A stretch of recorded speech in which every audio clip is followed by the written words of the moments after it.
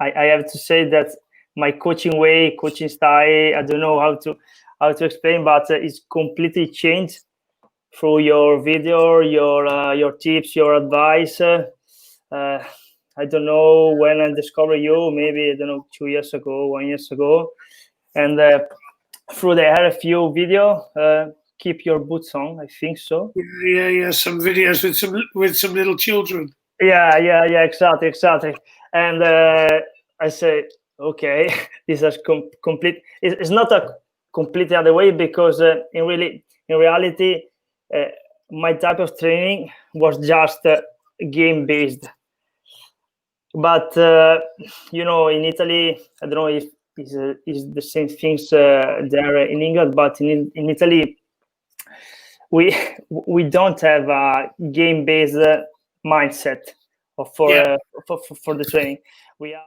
Yeah, I mean, you are allowed to start the training session with a game. So if the coach wasn't there and the kids did training, they would probably start with a game.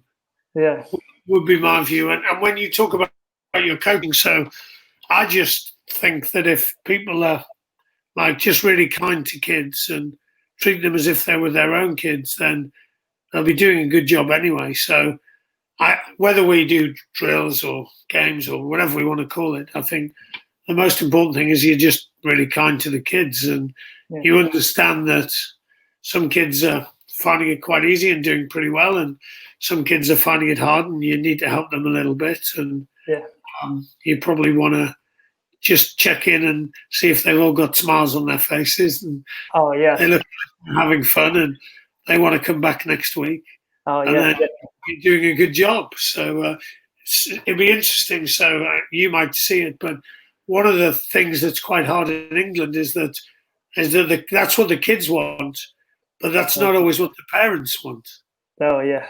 It's the same this year. All around the world, I think. Yeah. It's like, well, the kids are having fun. Yeah, but when are they going to do the serious stuff? Like they're learning some stuff in a game. Yeah. Yeah. I watched a video, and you were coaching. You were speaking with the coaches before start the training, and while you were speaking, you kicked the ball close to a group of the players, just to see what they would have done, and they start to play touch, and was fantastic because my question and my curiosity is around this. How do you approach? Because you have many meetings with the coaches and obviously with boys, teenagers, and how do you approach with them that they are obviously different? I don't know, every week, every month, but every time that you have a new group to coach. How is your leadership style, if you want? Yeah, I mean, something to think about. So it's a good thing.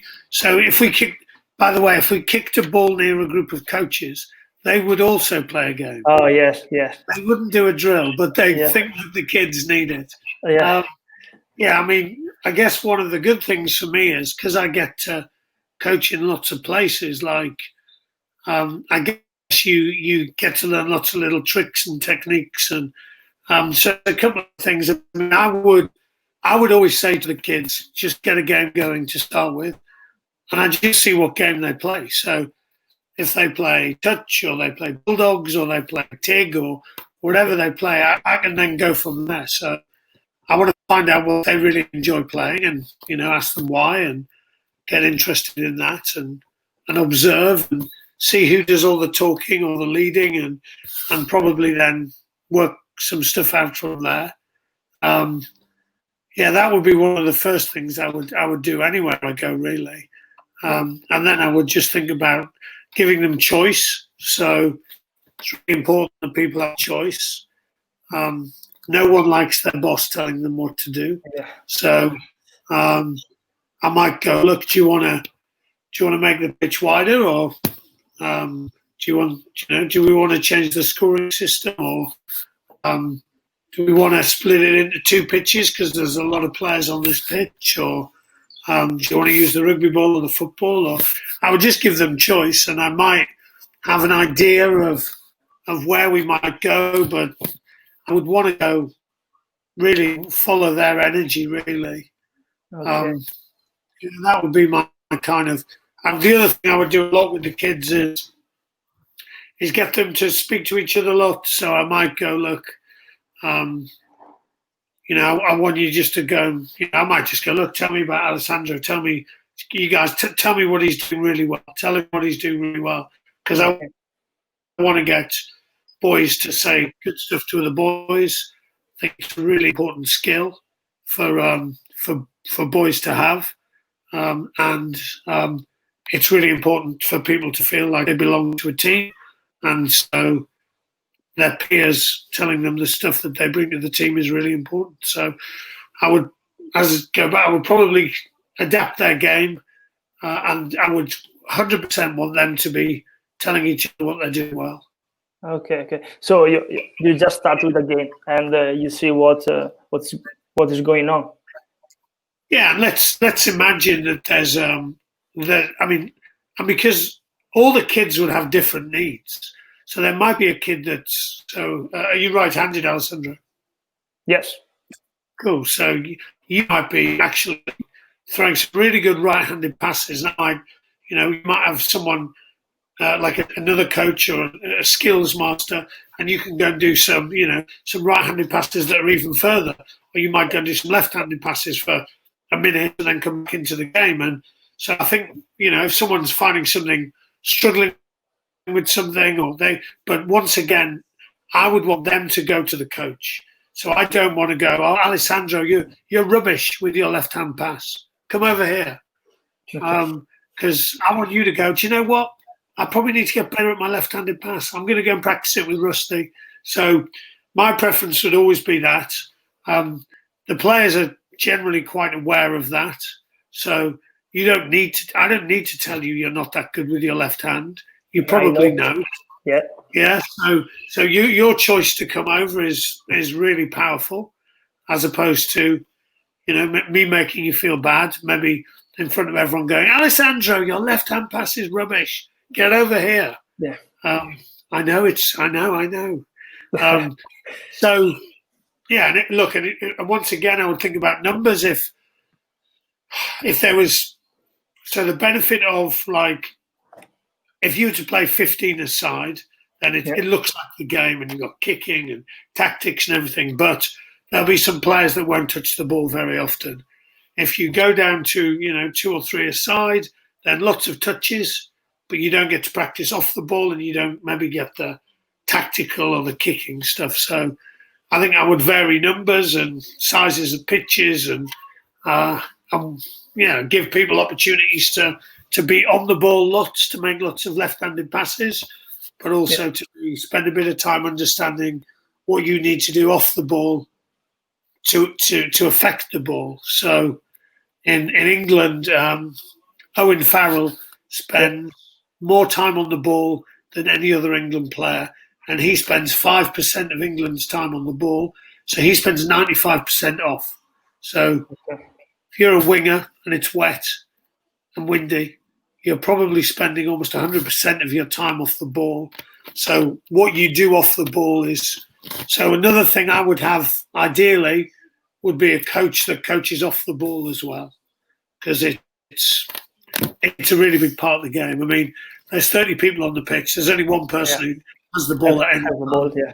29 are kind of moving around, seeing what happens. So, yeah, probably that would be some stuff I would think about.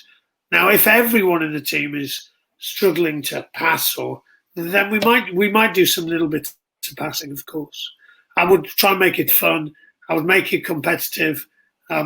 If every team could pass the ball down the line and back in under 10 seconds, then the coaches would do 10 press-ups.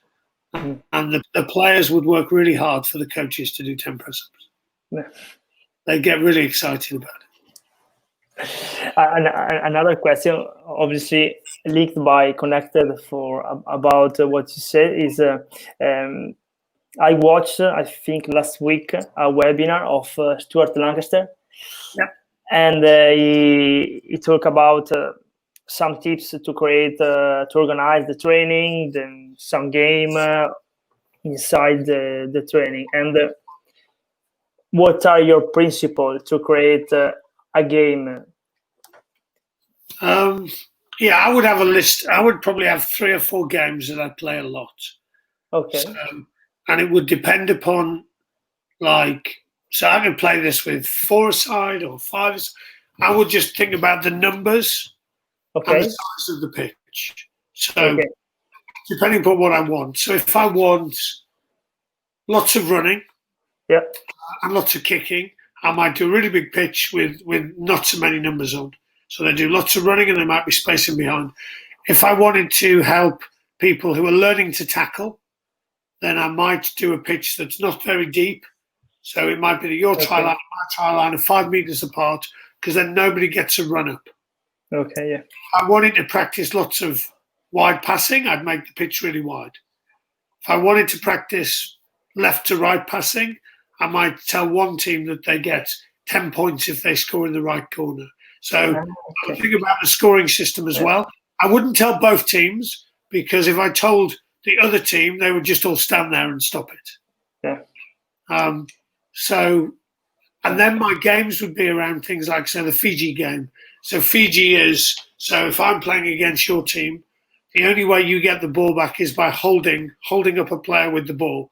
And that's because Fijians are good at holding people off and offloading. And so we might do a hold-up game. So, and the other good thing about a hold-up game is that it means the defenders have to get close. Yes.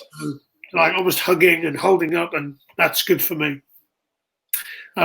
We might play, another game I would play a lot is New Zealand's All Blacks game. And in the All Blacks game, because the All Blacks are so good at transition, so when they get the ball in defence, they're in defence, they get the ball back, they score. So in this game, you get a large number of points for getting the ball back and scoring straight away. Okay. And then another one I'll play a lot is Saracens. So Saracens in England are really good at kicking. So in the Saracens game, we might have an offside player that you can kick to. Oh, yeah. Some kicking zones that you can kick to. So I would generally play games. I would vary a bit of stuff around, like contact. What does contact look like? It might be a hug. It might be a two-handed touch. It might be in close, head in a safe place. It wouldn't be one-handed touch, doesn't really count that much. And it might be that we then have we go to ground and we contest over the ball. But once again, I would be thinking, well, one thing we could do is if someone's going to go and contest, they might have to go to ground first. So we take away big collisions. So I'm always thinking about, like, what does the tackle and what does the contest look like? But generally, I would play games, and they would be things like, Fiji touch, All Black touch, Saracens touch. So I would have quite simple games, really. Okay. And the other thing we might do is, so let's say we had 10 players. So we might actually say it's 4 aside, and there's 2 players that are always on attack. So it's always 6 on 4. So if this team turns it over, these 2 players go over. Because we might want, especially with the younger kids, so 5v5 is quite hard to score. Yeah. But 6v4 will give them a chance, and they'll probably pass more, and it might go wide. Yeah. There's more space, so more space. It's easier. Yeah. Yeah, and something I would probably do with the kids a little bit. A couple of things I would do is, one is I would say if you make 5 passes, the try's worth 5 points. If you make 10 passes, it's worth 10 points. So they can pass more because they need to get used to sharing the ball. And the other thing I would do is I might say, if you catch the ball and you're standing still, you pass to someone else and they're standing still, then it's a turnover. So people start getting used to running to the ball. So probably a couple of my favourite rules I would use with the younger kids. Yeah. So I like them. So and I use more. I use a lot of them, and I think that if you have the principle that you want to train, you can create the game around it. Yeah, I agree. And the benefit of passing, so in a game is, so if I pass against no one, then I don't know when to pass or why to pass. Whereas in a game, I can, we can actually start to go, well, if you fix a defender, so if you hold a defender still, you'll get 3 points for that pass. Okay. So we get people to start fixing defenders. So I would always want to put it into a game. What I would say is that, let's say we were focusing on attack and passing, then it might be beneficial to be 6 versus 4. Okay. Now, they might move on to 6 versus 5 or 6 versus 6, or if they're really good, they might go 6 against 7. So they've got less attackers than defenders. But understanding where the kind of right point is, because there's no point as playing 5v5 and there's no tries scored, because the kids want to score tries and they want to. So I would be thinking about numbers. One thing I always say is, if you said to me, Rusty, you can have either the same numbers or uneven numbers for the rest of your coaching career, I would have uneven numbers, because there's so much more you can do with uneven numbers. And often as coaches, we're used to like 10v10, 5v5, 6v6. I would play much more 7v4, 3v2, 10v5 type stuff. Yeah. These are big things. The big things. These things about the number. Yes, yeah. And another thing that I want to ask you is, how is the balance between I don't know, the time that you spent around the game and the skill, the time that you spent in the game and the skill? How do you manage, or how is the balance? Yeah, look, so I think you're practicing skill in the game. So probably the word that's really unhelpful is technique in rugby. Technique is passing with, as an example, with no one there, so no decision.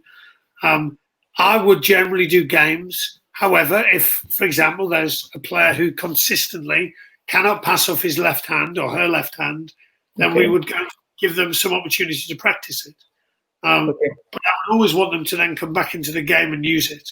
Now, how I help them use it might be actually the fact that, so one of the reasons they might not pass because they're scared of making a mistake, or it didn't go well for them, or they don't know what their friends are going to think. So if, for example, someone tried a left-handed pass, let's say you tried a left-handed pass, Alessandro, it was a 2 versus 1 with the fullback and your pass didn't go to hand, then I would give you another go. So I would go, look, Alessandro, do you want to have a replay? Do you want to have another go?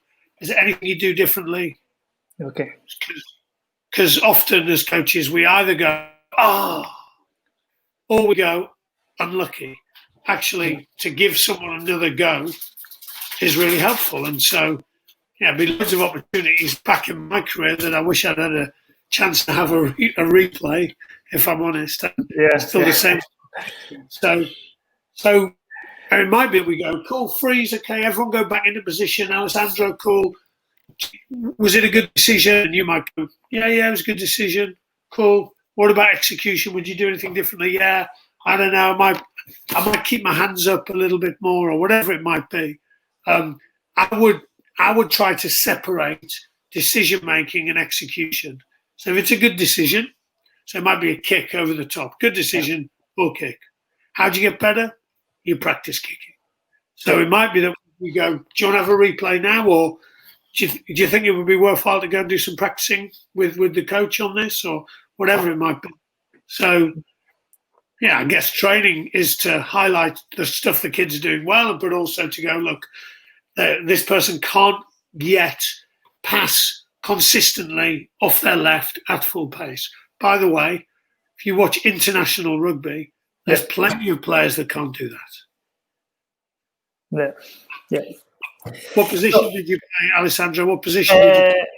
Fly half, but you would have been pretty good at passing then. You would have played with some players with numbers between 1 and 8 who weren't that good at passing, I'm sure. Yeah. Some of them probably never passed. No, yeah, definitely, definitely, yeah. Of course, of course. And another thing that I want to ask is around this type of game and this type of principle that you use, and this type of scoring that you use to improve and obviously to create fun and enjoyment in the kids. And what is gamification, and how do you reach this type of concept? Yeah, where do we start? So 12 months, about just over 12 months ago, I think I read something by a lady called Amy Price, and she now works in football, and it was about gamification, and she would call it video game design. So I'm sure Italy is the same as England. There's lots of children who love playing video games, and also some adults, and those video game design are designed really well for people to want to keep doing them. So when my son's shouting at the computer, it's because he wants to do really well and he's not doing so well. And so what she did was go, well, what are the principles of video game design that we can take and put into sports coaching? So things like levels. So, we might go, look, this game's, so 6v3 is level 1. Level 2 might be 6v4. Level 3 might be 6v5 as an example. And kids have to achieve certain things on level 1 to go to level 2 to go to level 3. And maybe if the defense stop them, then they can knock them back a level as an example. So levels is one thing. Superpowers is another. So on Mario Kart, you're at the front, you get the banana. If you're at the back, something lands on you and you can go really quickly. So that might be, the person who isn't touching the ball that much might get extra points if they touch the ball. Or so suddenly my teammates want to pass to me as well. It might be that the best player, instead of scoring a try, gets more points for an assist. So they start to develop their passing skills. The other stuff, and people can definitely research Amy Price, is things like banking. So that might be that I score a try, it's worth 1 point. If I turn and play the other way, I can turn around and go, right, we're going to go back this way. If I scored this try, it would be worth 5 points, but I would lose my 1 point. So when I score, I have to go, are we going to score? No, bank it. Or with the teenage boys, I'll go, I'll give you 20 points. And they'll go, oh, we'll risk it. And then they mess up, lose their 1 point. So, and then another part of it would be pausing. So 12 months ago, I would be the one stopping all the sessions, doing the pause, kids, listen to me. I know everything. Now they would pause. So I might say we're going to play a 10-minute game. So Rusty's team will play against Alessandro's, and each team has 2 pauses. Why do you think we might use a pause? And you might go, oh, if Rusty's team's about to score, we'll pause it. And I might go, oh yeah, if we want to have a conversation about something, we could pause it and we can have a huddle. So that's the stuff from video game design. So as I said, look up Amy Price. The other guy is a guy called James G-E-E, and they've got some real good stuff around video game design principles. And it's all the stuff that video games give you. It's high engagement. It's autonomy, so it's choice. You can choose what to do on each level, and you have ownership of that. It's problem solving. It's learning skills that you're going to need at a later date.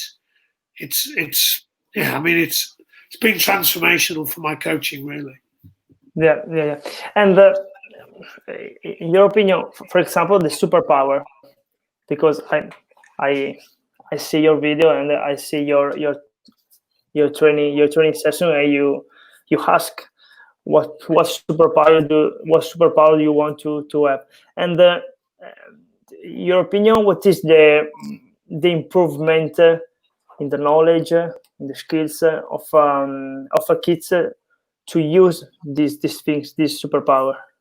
Yeah, I mean, all of this stuff is connected to learning and thinking.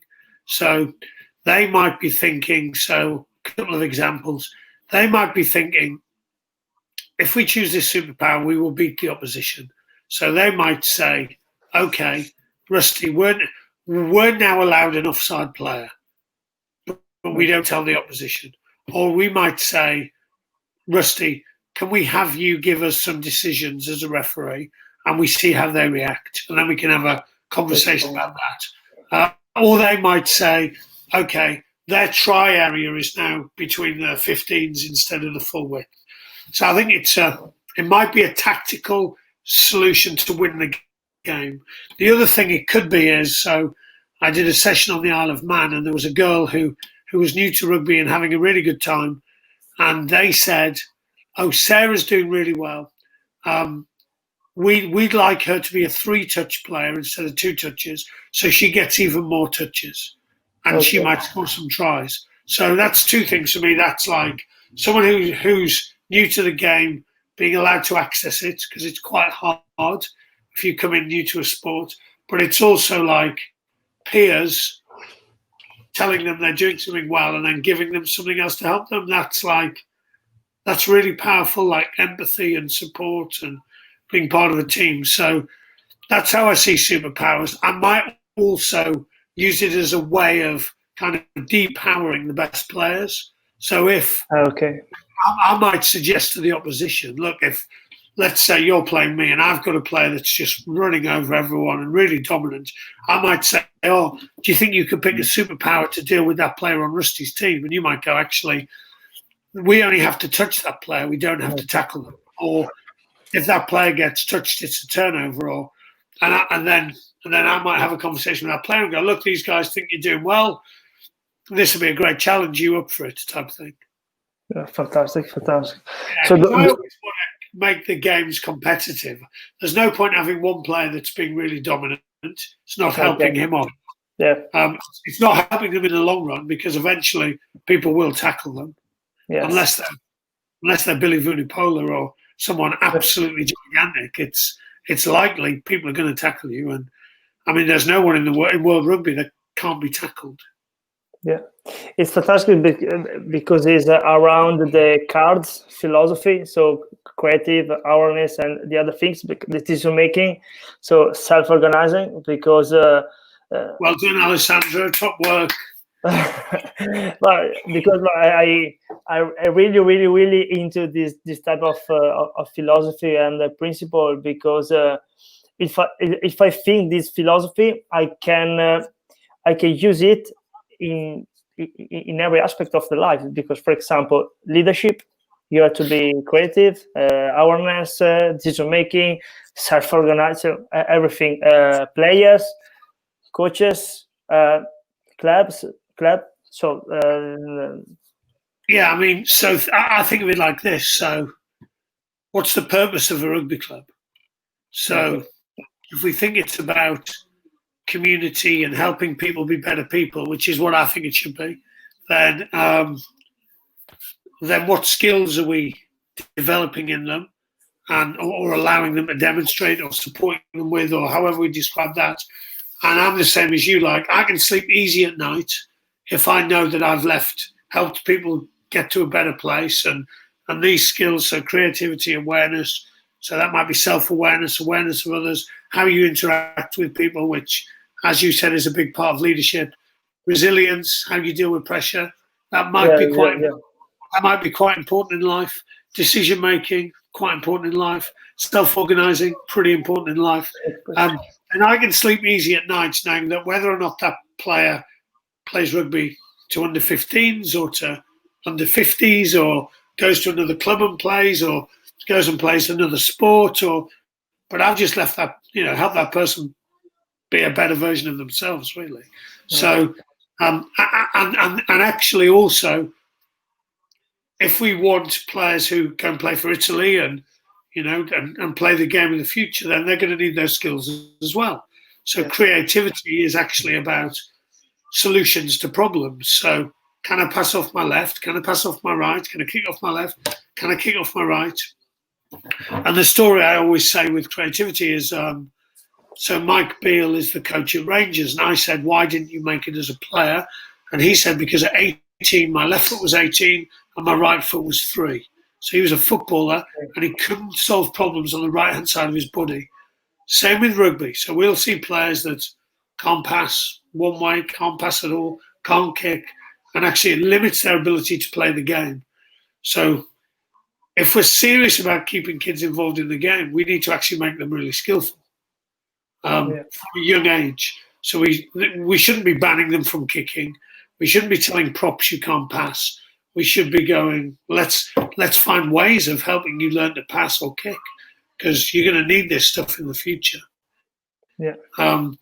So I'm with you, really. I see it as a life thing, quite frankly. Yes. If I see the England team today and compare, I don't know, with the England team 10 years ago, in my humble opinion, obviously, but I see more creativity, because I think more time. Sometimes we think that creativity is something like offloading or through the ball, kick the ball. But I think that creativity is just have I don't know, more a mind more open. And more. So interestingly, so the person I spent time with to understand creativity is a guy called Kirk Vallis, and he works at Google, and they talk about creativity as being a mindset. So I think I talk about it being solutions to problems, but he talks about it being a mindset to actually try things in different ways. And so I agree with you. So could England solve? Well, maybe they couldn't solve a problem against South Africa in the final, but we definitely did some good problem solving against New Zealand in a semi-final and in the other games as well. So there's some good problem solvers in the England team. Now, once again, it needs to be more. So Ford and Farrell are quite important, but I think there's some, Tom Curry's and some good young players coming through there that are pretty good at solving problems as well. Yeah. I think that if you want to have a more creativity player, you have to train, or you have to create more creativity training, because everything starts from there. So you have to use cards. Obviously, with you like coach. Yeah, I think two things there. I think training is you practice, what you want to do in a game. So you might, as an example, you might start from a line out on the 22 and you might score off a backs move. But then you might say, well, look, we need to find 3 other ways of scoring from here. So what if the opposition do this? What if they do this? What if they do this? And the other thing that you just said there that I agree with is, and the coaches then need to be creative. So if we're not modeling creativity or resilience or self-organizing or any of those things, then the players are probably less likely to do them, would be my view. So, I think we probably need to get excited about being a bit more creative as coaches ourselves. Yeah. Tell me more about the challenging cards, because I have seen them, but I didn't understand really how to use in the training, and how do you use. So the latest version of the coach ones. So we got coach challenge cards. I described them as like 20 years of mistakes. So every mistake I ever made is a card, and there's about 108 cards. And I think there's different ways you can use them. So we wouldn't say you have to use them this way. You might use them before training. You might use them during. So you might say, look, I've got 10 cards here, kids. We've got half the session left. I want you to pick 3 cards that you want us to do in the second half. You might work with a group of coaches and go, look, Alessandro, this is your super strength. I really want you to do this in training today. You might go, Rusty, I think you need to get better at this. Do you want to have a go at this? So there really is a way of facilitating conversations. It might be that before training, all the coaches pick one that's their strength and one that they want to do better.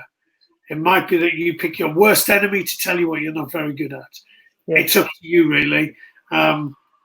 Yeah, I like using the players. I might give, if there's a couple of injured players, I might go, look, here's 20 of the cards. Pick 2 or 3 you think the players would like to do in training today, and they can have a bit of a chat about them. Go, Rusty, maybe try the scenario one, or maybe try this one. So, and it's really just to kind of probably disrupt your thinking a little bit. You might try something you've not tried before. You might learn something new. So it's really like that, to be honest. Yeah, it's really, really challenging.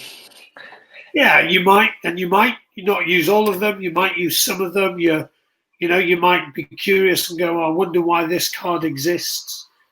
And it's just to get coaches thinking a little bit more, to be honest. Yeah. The last question that I want to ask you is this is like we talked about before about that we are going to come back to the training ground in Italy, so we are thinking about some games, some exercise, some stuff to do individually, but the question is, have you got any tips to this type of new training, new world of training? Yeah, I think levels is a good thing to think about. So even if they're doing passing towards a target or kick tennis or something like that, or kick golf, then actually thinking about different levels for people. I think we're going to have to put people in some zones. So I understand that. I play a game quite a lot with no ball. So we might play a game of 5v5, and if I go, Alessandro, and I shout your name and you shout Rusty, it means you've caught it. And okay, yeah. There's an imaginary ball, but we're not using a ball because we'd have to. But the good thing about that game is because even if you're 50 yards away from me, I can still pass it to you because I'm not limited by skill. So I can go, Alessandro, and it goes, and you go, oh, Rusty, cool. Steve, Alessandro type stuff. And the opposition might get the ball back they might have they get within 2 meters of you, or they might have like a pool noodle, like one of those things, and they hit you with it, or whatever it might be. So I'm thinking of games like that, or games where you're in zones. So it might be like a noughts and crosses type game, or it might be that everyone has their own ball and you use targets and little skill games. So it might be that you put some dustbins and they got to kick the ball in the dustbin, and just things that are quite playful, but people are actually practicing kicking, but they maybe doesn't feel like a traditional kicking session. Yeah. There's some of my thinking. I'm just musing. No, awesome, fantastic. So Russell, thank you very much for your time, and it was a pleasure have you here. So thank you very much. Thanks for having me, and keep enjoying your coaching as much as it looks like you are. Yes.